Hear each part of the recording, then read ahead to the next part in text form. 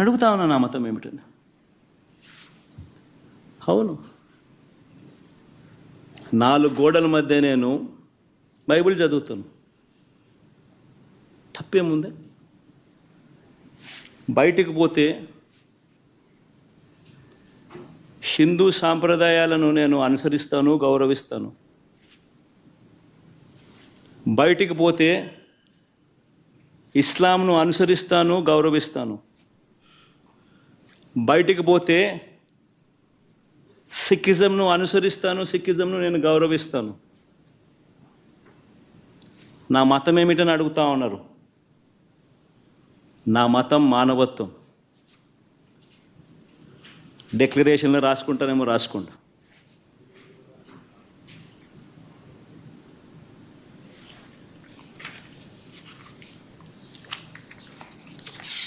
భారతదేశం కాన్స్టిట్యూషన్ నేను ఒకసారి చదువుతా. According to the preamble, India is a sovereign, socialist, secular, democratic republic.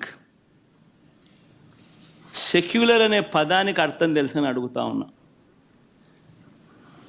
గుడికి పోయే వ్యక్తిని నువ్వు ఏ మతము అని అడుగుతా ఉన్నావు. ఏ మతము అని చెప్పకపోతే గుడిలోకి ఎంటర్ కాకూడదు అని అంటా ఉన్నావు. సెక్యులర్ దేశం అని చెప్పి చెప్పుకుంటా ఉన్నాం. ఒక ముఖ్యమంత్రిగా పరిపాలన చేసిన వ్యక్తి పరిస్థితి ఇదే అయితే ఇక ఆ దళితుల పరిస్థితి ఏమిటి? గుళ్ళలే పోగలుగుతారా? పోయే పరిస్థితి ఉందా? పోనిస్తారా? రానిస్తారా? ఏం చేస్తా ఉండు? నిజంగా రాజకీయాల్లో మతం పేరుతో రాజకీయాలు చేయడం ఎంత దౌర్భాగ్యమో. నేను ఇదే బీజేపీ పార్టీని కూడా అడుగుతా ఉన్నా. బీజేపీ పార్టీ గొప్పగా చెప్పుకుంటుంది హిందూయిజానికి మేమే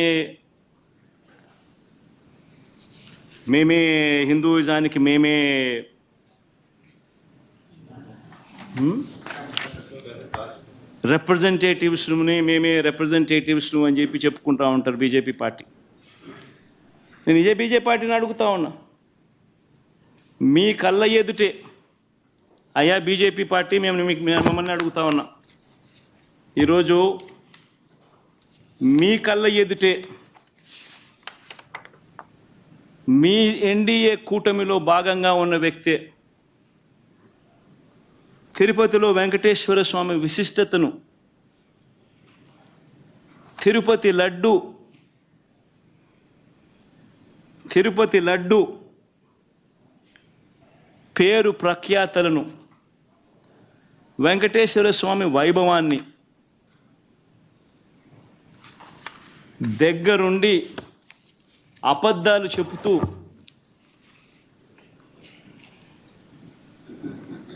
యానిమల్ ఫ్యాట్ వాడకపోయినా కూడా వాడినట్టుగా, లడ్డూలు తయారైనట్టుగా ఇన్ని ఆధారాలతో సహా రుజువు అవుతా ఉన్నా కూడా అబద్ధాలతో దుష్ప్రచారం చేసి తిరుమల తిరుపతి వెంకటేశ్వర స్వామిని అపవిత్రం చేసిన ఈ చంద్రబాబు నాయుడు గారిని ఎందుకు మీరు మందలించలేకపోతా ఉన్నారు? ఎందుకు మీరు వెనకేసుకొని వస్తూ ఉన్నారు? హిందూయిజంకు మీరే టార్చ్ బేరర్స్ అని చెప్పుకుంటారు. అంటే మీ వాళ్ళు ఏం చేసినా కానీ పర్వాలే, మిగిలిన వాళ్ళు ఏం చేసినా కూడా తప్పే. ఇదెక్కడ హిందూయిజం? ఆలోచన చేయమని అడుగుతా ఉన్నా. ఈ సో కాల్డ్ హిందూయిజానికి టార్చ్ బేరర్స్గా చెప్పుకుంటా ఉన్న వీళ్ళందరినీ కూడా ఆలోచన చేయమని అడుగుతా ఉన్నా. నిజంగా హిందూయిజం అంటే ఏమిటి అని అంటే మానవత్వం చూపేదే హిందూయిజం. మానవత్వం చూపలేని వాళ్ళు ఎవరు కూడా నేను మంచి హిందువునని కూడా చెప్పుకునే కార్యక్రమం చేయలేరు.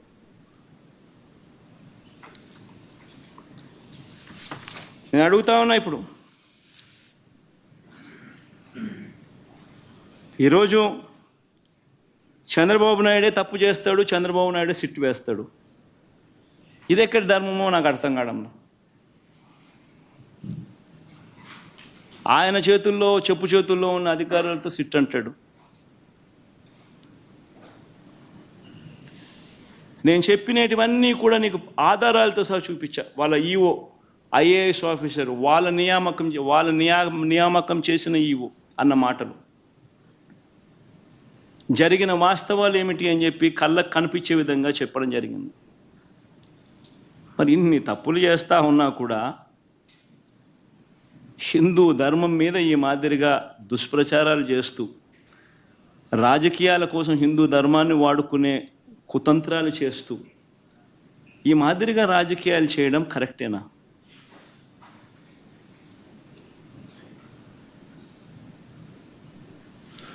ప్రతి ఒక్కరు ఆలోచన చేయమని అడుగుతా ఉన్నాం. నన్ను గుడికి పంపించినా పంపించకపోయినా కానీ చంద్రబాబు నాయుడు చేసిన పాపాన్ని రాష్ట్ర ప్రజల మీద పడకుండా ఉండేందుకు వైఎస్ఆర్సీపీని ప్రేమించే ప్రతి అభిమానికి చెప్తా ఉన్నా, రాష్ట్రం మీద అభిమానం ఉన్న ప్రతి ఒక్కరికి కూడా చెప్తా ఉన్నా, మీ నియోజకవర్గాలలో, మీ ప్రాంతాల్లో, మీ గ్రామాలలో మీరు అక్కడి గుళ్ళల్లోకి వెళ్ళి మీరు పూజలు చేయండి, దేవుణ్ణి అడగండి, దేవుణ్ణి ముక్కండి.